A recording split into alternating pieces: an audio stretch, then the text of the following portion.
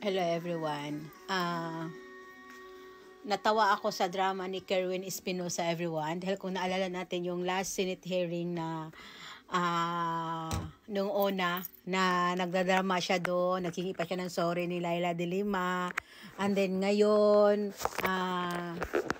dyan sa Leyte, tumakbo siya pagiging mayor, and then nabaril siya, nagpost siya ng video na akala mo mamamatay na, and then nung dumating yung mga news reporter na interview siya, biglang gumwapo at biglang nagsalita ng maayos na parang alam nyo, kadramahan lang talaga, no? Itong si Kerwin, iwan ko kung anong drama ni Kerwin talaga. And then nanawagan siya kay PBBM na sanay daw dinggin yung hiling niya. Sanay dinggin.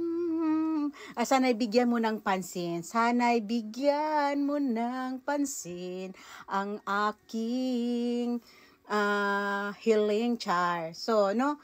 So, yan lang talaga ang masasabi ko talaga. This is all the politics in the Philippines. It's so crazy.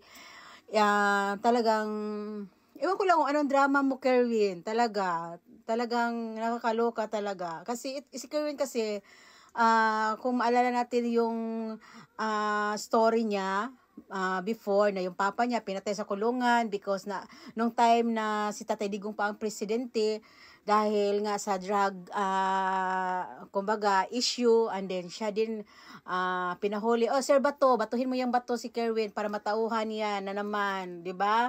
Parang ganun lang ang talaga. Ito si Kerwin, napaka-dramatista talaga, grabe as in talaga. At nanawagan siya kay PBBM, no? Nanawagan siya kay PBBM na sana dinggin daw pansinin daw yung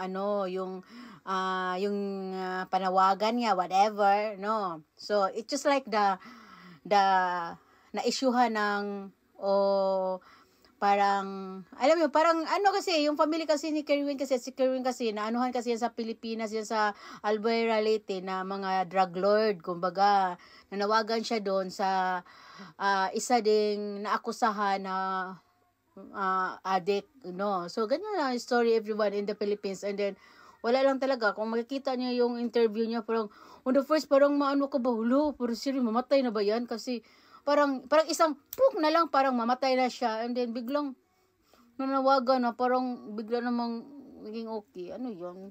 It's weird, no? Talaga.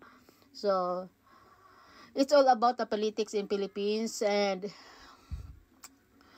piliin talaga ang dapat nating iboto. And that's it. Okay?